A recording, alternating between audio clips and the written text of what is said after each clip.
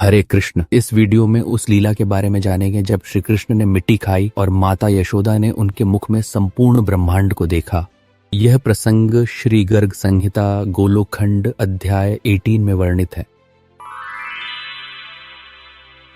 श्री नारद जी राजा मिथिलेश्वर से कहते हैं, जब श्री कृष्ण ने बाल्यावस्था में कदम रखा तब वे अपनी मोहक लीलाओं से समस्त व्रजवासियों को आनंदित करने लगे।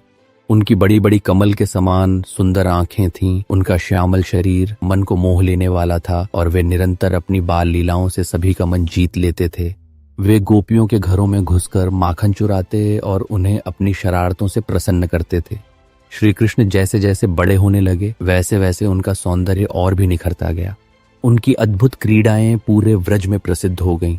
जब वे खेलते हुए इधर उधर दौड़ते तो व्रज के गोपगण उन्हें पकड़कर अपने घर ले जाते। वे उनके मोहक रूप को निहारते, उनके साथ खेलते और आनंद में डूब जाते। वे उन्हें अच्छी अच्छी गेंदें देकर खिलाते और उनके साथ हंसी मजाक करते हुए अपने सारे कष्ट भूल जाते थे। एक दिन की बात है, जब श्री कृष्ण अपने सखाओं के साथ यमुना तट पर खेल रहे थे तब उन्होंने मिट्टी खा ली। ये देखकर उनके सखाओं ने माता यशोदा से शिकायत की, अरे मैया, तुम्हारा लाला मिट्टी खा रहा है। बलराम जी ने भी इस बात की पुष्टि की। माता यशोदा को यह सुनकर क्रोध और चिंता हुई। उन्होंने तुरंत श्री कृष्ण का हाथ पकड़ा और उनसे कठोर स्वर में पूछा, अरे नटखट, तूने मिट्टी क्यों खाई? देख, तेरे साथी भी ये कह रहे हैं और तेरे बड़े भैया बलराम भी कह रहे हैं कि तू मना करने पर भी बार बार मिट्टी खाता है। तब श्री कृष्ण ने मुस्कुराकर उत्तर दिया, मैया, ये सब झूठ बोल रहे हैं, मैंने कहीं भी मिट्टी नहीं खाई। यदि तुम्हें मेरी बात पर विश्वास नहीं हो रहा तो तुम स्वयं मेरा मुख देख लो। श्री नारद जी कहते हैं, राजन, जब माता यशोदा ने श्री कृष्ण का मुख खोला तो वे अचंभित रह गईं।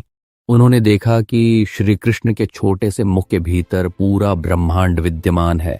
उन्होंने वहां सातों द्वीप, 7 समुद्र, विशाल पर्वत, संपूर्ण भारतवर्ष, सभी लोक और ब्रह्मलोक तक देख लिया।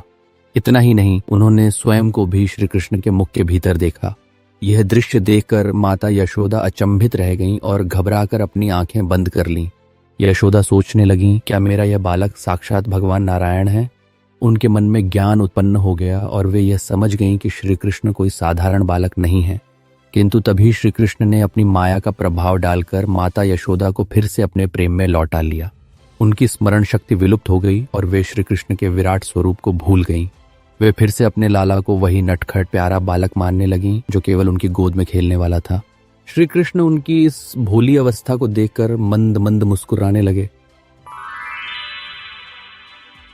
ये कथा हमें बताती है कि श्री कृष्ण केवल माता यशोदा के नटखट लाला ही नहीं बल्कि संपूर्ण ब्रह्मांड के स्वामी हैं। उनकी बाल लीलाओं में भी दिव्यता और अलौकिक शक्ति समाई हुई है, परंतु उनकी माया ऐसी है कि जो उनके प्रेम में पड़ जाता है वह केवल उन्हें अपना स्नेहमय पुत्र ही समझता है और उनकी अद्भुत शक्तियों को भूल जाता है। यही उनकी लीला का चमत्कार है। इस प्रकार श्री गर्ग संहिता के गोलोक खंड में नारद और बहुलाश्व के संवाद में ब्रह्मांड दर्शन नामक यह 18वां अध्याय पूरा हुआ। अगर आप श्री कृष्ण की लीलाओं, भक्ति मार्ग और सनातन धर्म के रहस्यों को समझना चाहते हैं तो इस वीडियो को लाइक करें, शेयर करें और चैनल को सब्सक्राइब करना न भूलें। आपका धन्यवाद। हरे कृष्ण।